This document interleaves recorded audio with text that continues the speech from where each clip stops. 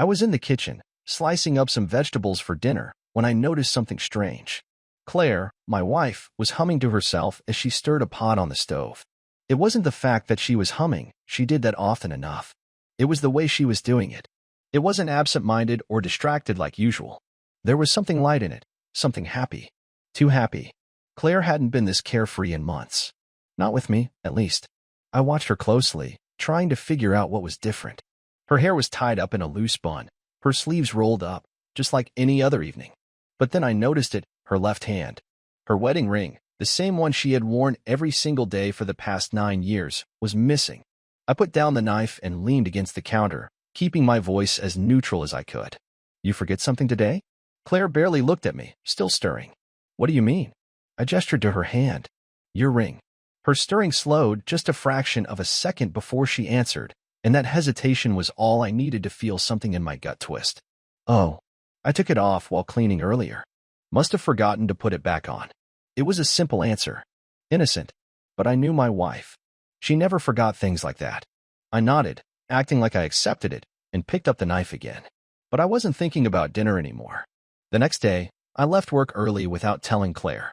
I didn't have a plan, just an itch under my skin that wouldn't let me sit still. Something was wrong, and I needed to know what it was. I parked a few houses down and sat there, watching our quiet street. I had no idea what I was expecting. Maybe I just wanted to see if she was home like she said she would be. Maybe I was hoping I was just being paranoid, that I'd go inside and find her on the couch, scrolling through her phone or watching some reality show. But 10 minutes later, she walked out the front door, locking it behind her, wearing the same dress she always wore when she wanted to feel attractive. I stayed low in my seat, watching as she walked down the street, her pace quick but not rushed, like she had somewhere to be but wasn't worried about time. She stopped at the corner, looked both ways, then crossed. I followed. Keeping a safe distance, I walked on the other side of the street, watching as she made her way past the local diner, past the small row of shops, and then turned down a side street where there was only one real destination, the old community center. It wasn't a place she had ever gone to before, at least not that I could remember. It was mostly used for small local meetings or charity events, but I knew for a fact there weren't any scheduled that day. So what the hell was she doing there? I stopped before the corner, just far enough that I could see the entrance without being obvious. Claire walked up to the door and knocked. Knocked?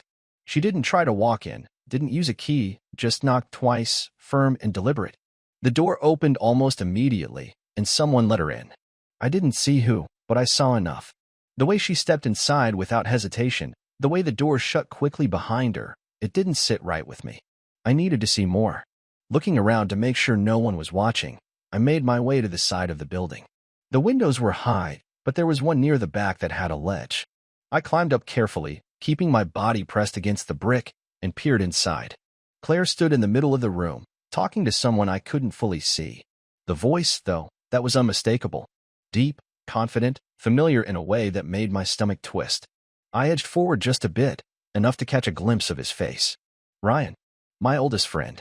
The same guy who had been at our wedding, who had been there when we bought our house, who had helped me move furniture just a few months ago. He was standing too close to her, his body angled toward hers like he didn't care about keeping space. I couldn't hear everything they were saying, but I caught pieces. Did you tell him yet? Not yet. Claire, we talked about this. I know, I clenched my jaw so hard my teeth ached. I didn't need to hear the rest. I climbed down from the ledge, careful not to make a sound, my hands gripping the brick so tightly my fingers ached. Every part of me wanted to storm inside, to demand answers, to wipe that comfortable, familiar expression off Ryan's face and see just how confident he was when I wasn't the clueless idiot he thought I was. But that wouldn't get me what I needed.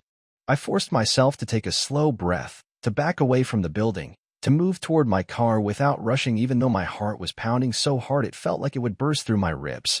I sat behind the wheel, gripping it, staring at the entrance, waiting for her to come out. 5 minutes passed. 10.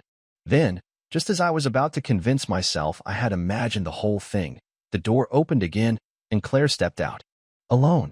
Ryan wasn't behind her, didn't even poke his head out to check if the coast was clear. She walked down the street the same way she had come, casual, unbothered, like she wasn't sneaking around behind my back in the middle of the damn afternoon. I let her walk all the way home without following. I needed space. I needed a plan. Driving aimlessly, I ran through every scenario in my head. Maybe it was nothing.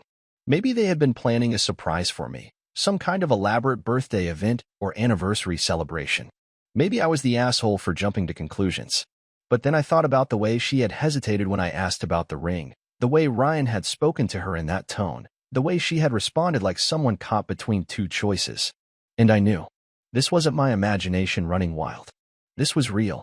By the time I got back home, Claire was in the kitchen again, making dinner, acting like nothing had happened, like she hadn't just spent the afternoon in a locked building with another man. I watched her for a moment before stepping inside, keeping my voice level. Busy day? She turned, smiling, and for a second, I almost believed it was real. Not really. Just ran some errands. You. Same old. I walked past her, grabbed a glass from the cabinet, filled it with water just to keep my hands occupied. You go anywhere interesting? She hesitated, just barely, then shook her head. Just some grocery shopping. I nodded slowly, taking a sip, watching her. Ran into anyone we know? Her fingers tightened slightly on the knife she was using to chop vegetables, but her expression stayed the same. Not really. Why? No reason. That was the moment I decided. I wouldn't confront her. Not yet. I needed proof, more than just my own eyes, more than just my gut. If I walked into this fight now, she would deny it, twist it, make me the paranoid husband who didn't trust his wife. No, I needed something she couldn't explain away. That night, I barely slept, my mind racing with possibilities. When Claire finally drifted off beside me, her breathing slow and steady, I got out of bed as quietly as I could. I took her purse from the chair in the corner, careful not to make any noise, and carried it into the bathroom where I locked the door. My hands didn't shake, didn't hesitate, as I searched through it. Wallet, receipts, breath mints, nothing unusual. But then, tucked into the side pocket, was a small key. Not a house key, not a car key, a key to something else. I held it in my palm, staring at it, knowing that whatever it unlocked was the answer to everything. I stood in the bathroom, staring at the small key in my palm, turning it over between my fingers, trying to figure out what it could possibly belong to. It wasn't one of our house keys, not for the front door, the back door, or even the garage. It wasn't for her car either, which meant it wasn't something she carried out of habit.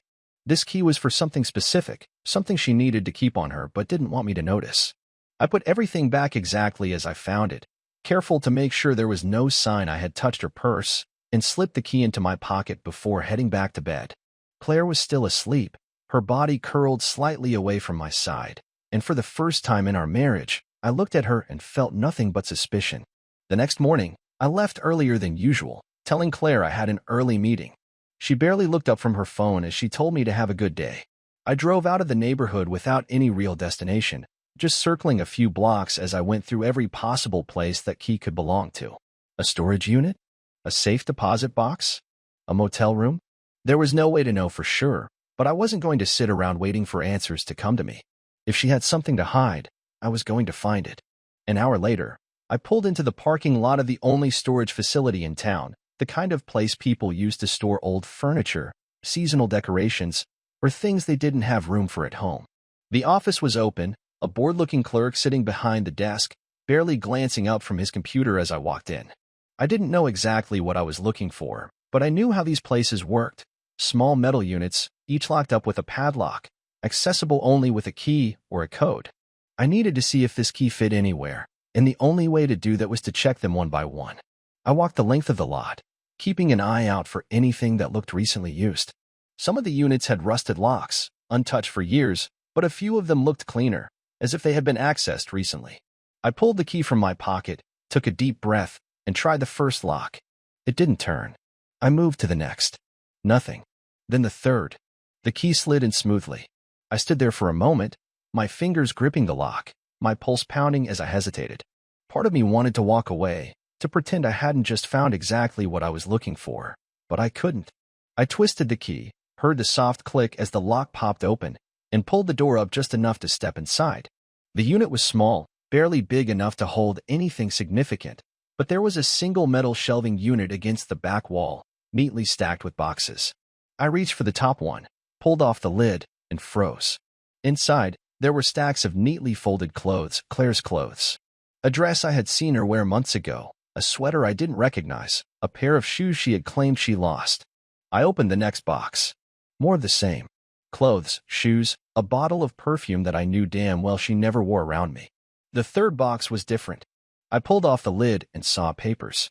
Letters. A notebook.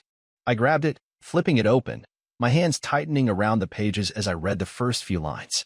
This wasn't just a place where she stored random things. This was a second life. A life that didn't include me. I kept turning the pages, my breathing slow and controlled as I scanned the words, every line making it clearer that I wasn't just being paranoid, that I wasn't overreacting. Claire had been planning something. Something big. And Ryan, he wasn't just involved. He was the reason for all of it. I had the proof I needed. But now, I had to decide what to do with it. I stood in that storage unit, the cold metal walls closing in on me as I flipped through the notebook, every page making my stomach turn more than the last. Claire had been writing down everything: dates, meetings, feelings, plans. It wasn't just some casual fling, not just some meaningless mistake she regretted. She had been building something with Ryan, something real enough that she needed a physical place to keep pieces of it hidden. The way she wrote about him made me feel like a ghost, like I had already been erased from her life long before I ever realized something was wrong. I took the notebook, tucked it under my arm, and forced myself to go through the rest of the boxes. More clothes, a second phone, a bottle of wine with 2 glasses, some old cards with his handwriting inside. I read one, gripping the edges so hard the paper nearly tore. Can't wait until it's just us. Soon. I shut the box and stepped back, forcing myself to take slow breaths. Every single part of me wanted to take this whole place apart, to throw everything into a pile and set it on fire, but I wasn't going to let rage make me stupid. If she was planning something, I needed to know exactly what it was. If she thought she could lie to my face, kiss me goodnight, and then run off planning a life with someone else, she had no idea who she was dealing with. I locked the unit back up, pocketed the key, and walked out like nothing had happened. The clerk in the office didn't even look at me as I passed. My hands were steady as I got into my car, but my mind was anything but calm. I placed the notebook on the passenger seat, staring at it for a few seconds before finally turning the car on and driving home. I didn't go straight inside. I sat in the driveway, flipping through the pages, reading the parts that mattered most. It's getting harder to pretend. Every time I come home, it feels more like a lie. I know what I have to do, but I don't know how to say it. Soon. It'll be over soon.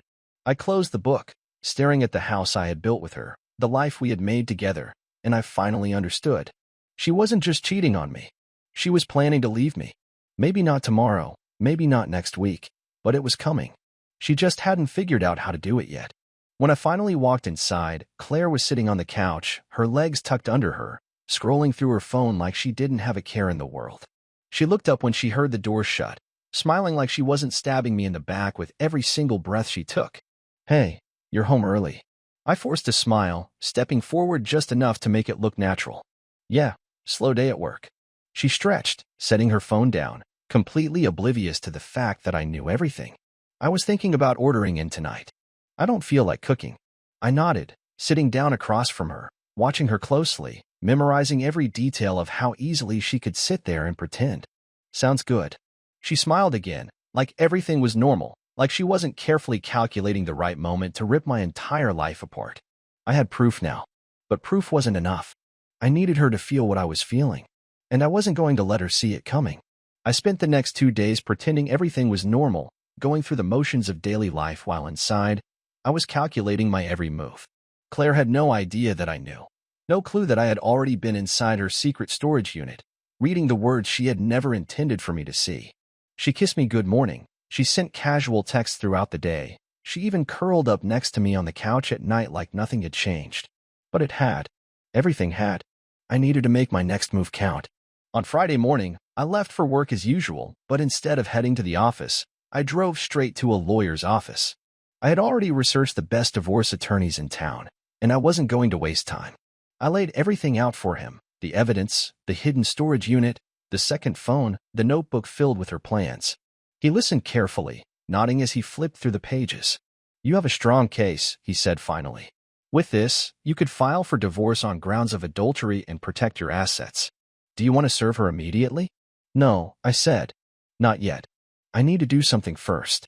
That evening, I went home and waited. I knew Claire had plans she always did on Fridays. Around 7 p.m., she came downstairs, dressed nicer than usual, her perfume lingering in the air. She grabbed her purse and slipped on her shoes like it was just another night. "I'm meeting Sarah for dinner," she said casually. I nodded, not even bothering to ask how Sarah was doing. "Have fun." She smiled, kissed my cheek, and walked out the door. The moment she was gone, I moved.